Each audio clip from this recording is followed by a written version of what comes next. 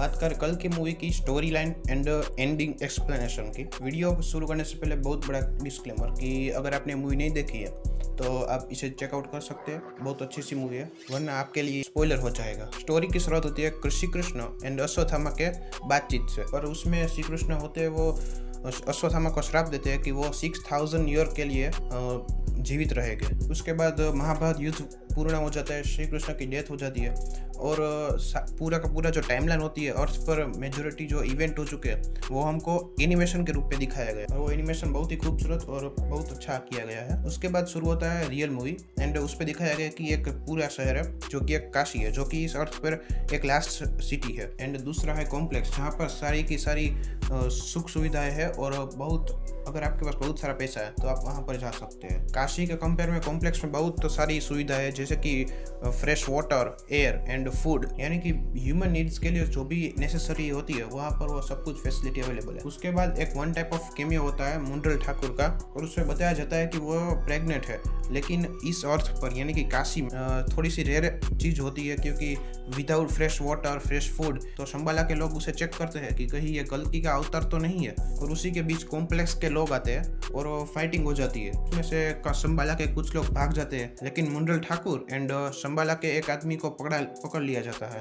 उसके बाद एंट्री होती है मानस की, जो कि काम करता है कॉम्प्लेक्स के लिए। उसके बाद थोड़ी सी बातचीत होती है मुंडल ठाकुर एंड वो शंबाला के लोग एंड मानस के बीच में, और वो बातचीत के दौरान मुंडल ठाकुर एंड शंबाला के लोगों को मार देता है, जस्ट हमको दिखाने के लिए कि वो कितना खतरनाक है। इसके बाद सीधा सीन आता है प्रभास का एज अ भैरवा, और उसको introduce as a funny person करवाया गया है। उसके बाद जो मानस के साथ फाइटिंग में जो लोग बच के भाग गए थे वो सीधा प्रभास के पास आते हैं, और प्रभास और वो कॉम्प्लेक्स के लोगों के साथ बहुत बड़ी फाइटिंग हो जाती है, और फाइटिंग बहुत लंबी चलती है, और वो बहुत अच्छी सी फाइटिंग है। वो फाइट के बाद सीधा दीपिका पादुकोण एज अ सुम 80 या फिर सुमेटी को इंट्रोड्यूस करवाया जाता है। वो कॉम्प्लेक्स के अंदर रहती है, और वो बाहर की दुनिया के साथ उनका कोई नाता नहीं रहता है। उनको नाम की जगह भी कोड्स दिए गए होते हैं। वहाँ पर एक फॉर्मूला होता है और उसकी रिसर्च चल रही होती है, और वो प्रेग्नेंट लेडी के अंदर डाल दिया जाता है, और उसको 150 डेज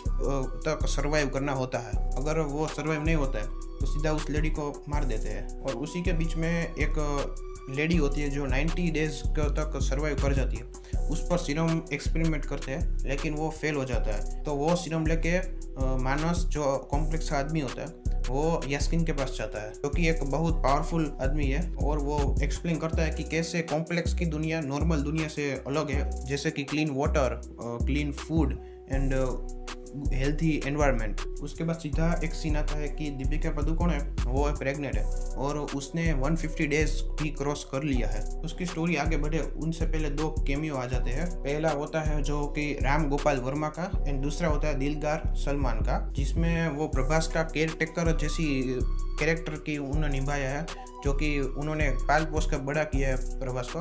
और ये सीन के बाद सीधा एंट्री होती है दिशा पटानी की, जो कि एक रॉक्सी नाम का कैरेक्टर को प्ले करती है, और उसकी जॉब लग गई होती है कॉम्प्लेक्स के अंदर। जॉब लगने के बाद वो प्रभास को कॉम्प्लेक्स के अंदर ले जाती है। वहाँ पर हमको एक बहुत बड़ी इंफॉर्मेशन दी गई होती है कि कॉम्प्लेक्स की जो पावर हाउस होती है वो कैसे अर्थ पर सारी पावर कंज्यूम करके कॉम्प्लेक्स को पावर दी जाती है। और फिर वहीं पर एक गाना होता है एंड कॉम्प्लेक्स की खूबसूरती को हमको दिखाया जाता है, और उसके बाद सीधा सीन आता है कि दीपिका पादुकोण है वो पकड़ी जाती है। तो वहाँ पर उस पर भी रिसर्च की जाती है, एंड वो सीरम होती है और दीपिका पादुकोण के अंदर डाल दी जाती है। तो वो सर्वाइव नहीं कर पाती है, इसलिए वो उसकी डेथ होने वाली होती है, और तभी शंबाला की एक लड़की होती है जो दीपिका पादुकोण को बचा लेती है। और वही स्टोरी लाइन में जो शंबाला से एक लड़का आया होता है वो मिलता है अश्वत्थामा से, और वहीं दूसरी तरफ कॉम्प्लेक्स का एक बड़ा आदमी होता है, उसको एक धनुष मिलता है जो कि महाभारत में अर्जुन ने यूज़ किया था। सो इस तरह से 3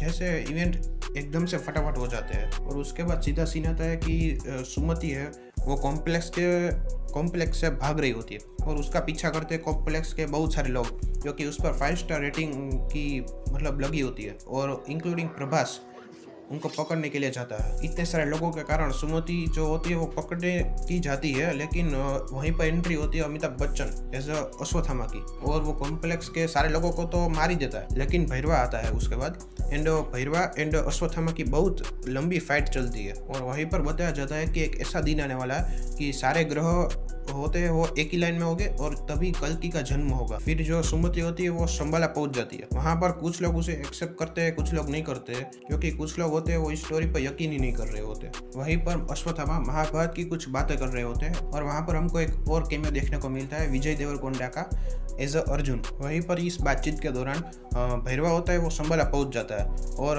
अश्वत्थामा एंड भैरवा के बीच में बहुत क्रेजी फाइट होती है। यह फाइट चल रही होती है, उसी के बीच में कॉम्प्लेक्स की पूरी आर्मी आ जाती है शंबाला पर अटैक करने के लिए एंड पूरी वॉर जैसी सिचुएशन हो जाती है। और इस वॉर में शंबाला के लोग होते हैं वो हार रहे होते हैं। अश्वत्थामा भी बहुत ट्राई करते हैं लेकिन कुछ हो नहीं पाता, क्योंकि अश्वत्थामा को कॉम्प्लेक्स के लोगों ने बंदी बना लिया था और वो सुमति को लेकर जा ही रहे होते हैं। तभी आता है कहानी में ट्विस्ट, जो भैरवा होता है वो कर्ण होता है एंड उसको रियलाइज हो जाता है और वो कैसे भी करके सुमति को बचा लेता है एंड वो जो मानस होता है और उसका जो शीप होता है वो तबाह कर देता है। और तभी लगता है कि भाई मूवी तो ख़त्म हो गई, हैप्पी एंडिंग हो चुकी है, लेकिन ऐसा नहीं होता। जो बुची होता है वो एंट्री लेता है एंड भैरवा को बताता है कि भाई ये तू क्या कर रहा है। एंड भैरवा देखता है कि भाई अश्वत्थामा तो भाई बंदी है, सुमति मेरे हाथ में है, तो और वो उसको लेके जा रहा है। लेकिन अश्वत्थामा ट्राई करते हैं उसको रोकने की, लेकिन वो फेल हो जाते हैं। और फिर सीधा आता है मिड क्रेडिट सीन, यानी कि जो सुमति का जो एक सीरम जो होता है वो यास्किन अपने अंदर सिर्फ एक ड्रॉप लेता है एंड वो पूरा यंग एंड पावरफुल हो जाता है। उसके बाद जो महाभारत का वो